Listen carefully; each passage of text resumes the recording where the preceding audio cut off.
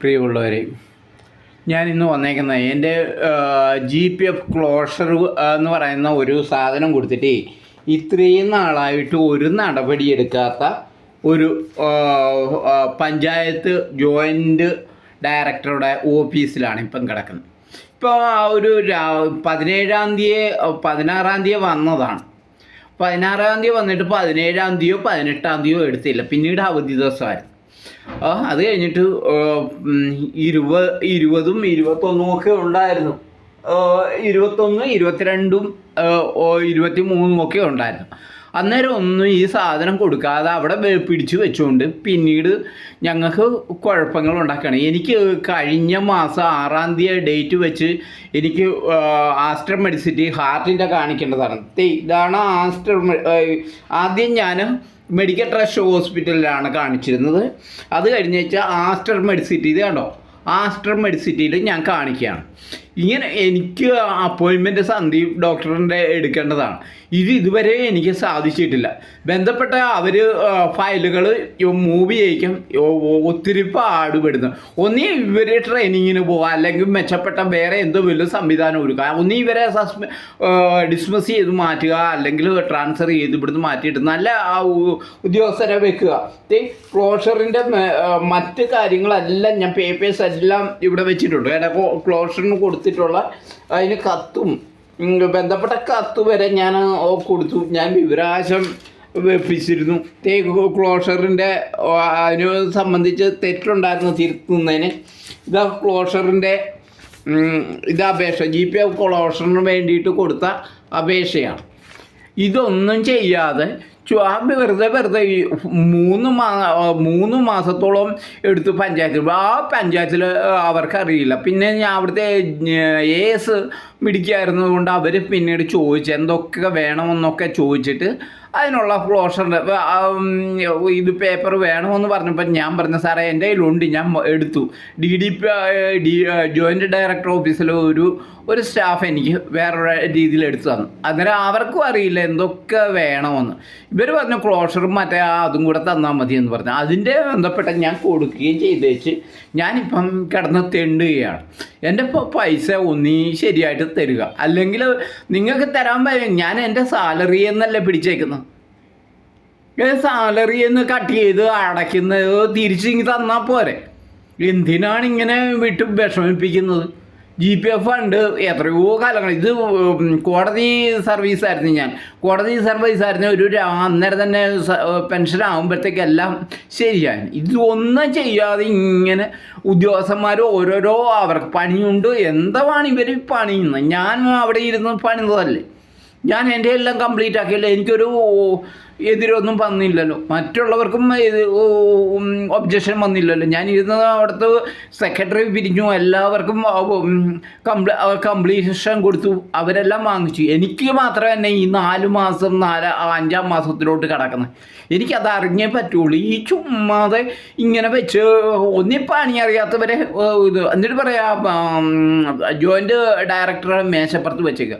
Joint ഡയറക്ടറെ മേശപ്പുറത്ത് വെക്കുക അല്ല, അയാളോട് പറയണം ഇതെന്താ സാറേ ഇവിടെ ഒരു ക്ലോഷറുണ്ട് അത് ആണ്. അല്ലെങ്കിൽ പോകുന്നതിന് മുമ്പേ അയാളോട് ചോദിക്കും നാളെ വരുമോ മറ്റേന്നാൾ വരുമോ എന്നുള്ളത്. ആരെങ്കിലും സീനിയർ ഉദ്യോഗസ്ഥന്മാർ തിരക്കിയിട്ട് അത് ഒപ്പിടിപ്പിക്കാനുള്ളത് നടപടി എടുക്കണം.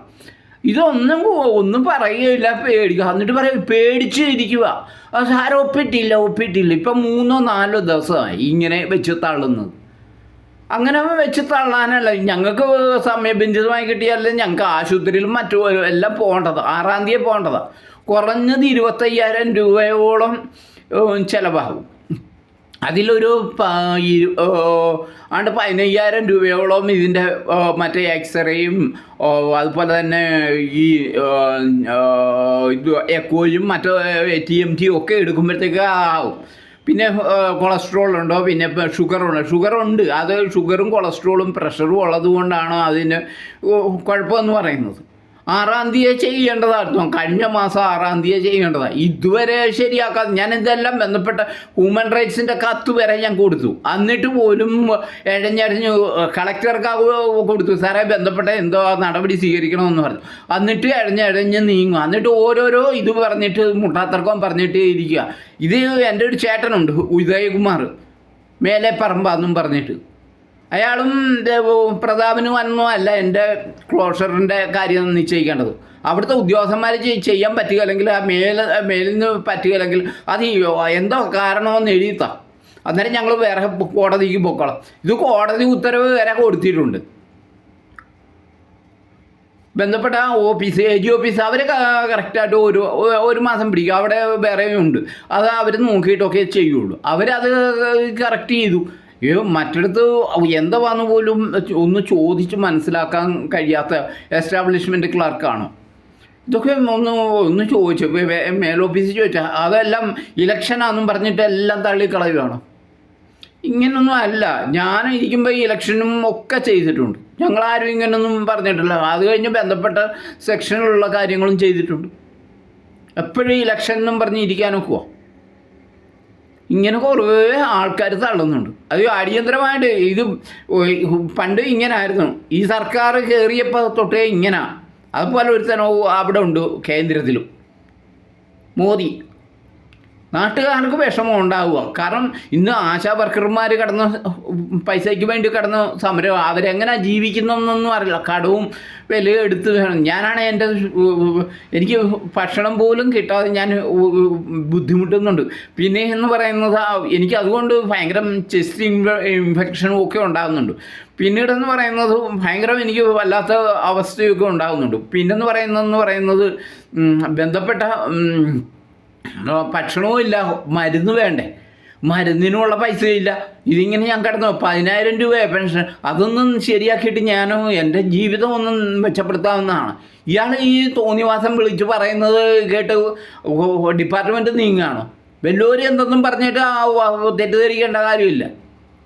അതാരായാലും ഏത് ഭരണാധികാരിയായാലും എത്രയും പെട്ടെന്ന് നടപടി സ്വീകരിച്ചില്ലെങ്കിൽ ഞാൻ ഹൈക്കോടതിക്ക് പരാതി ഞാൻ സമർപ്പിക്കും. വേൾഡ് ഹ്യൂമൻ റൈറ്റ്സിൻ്റെ കത്തായിട്ട് ഞാൻ കൊടുത്തു, അതിനുള്ള നടപടി സ്വീകരിക്കും. ചുമ്മാതാ നീ ഓരോ ദിവസവും ഓരോന്ന് പറഞ്ഞ് തിരിക്കുന്നത്. അതിൻ്റെ ഞാൻ റെക്കോർഡ് ചെയ്തിട്ടുണ്ട്, ഞാൻ വേണേൽ കേൾപ്പിക്കാം. ഇങ്ങനെ കുറേ കള്ളത്തരവും കൊണ്ട് കുറേ ഉദ്യോഗസ്ഥന്മാർ ഇറങ്ങിയിരിക്കുന്നു.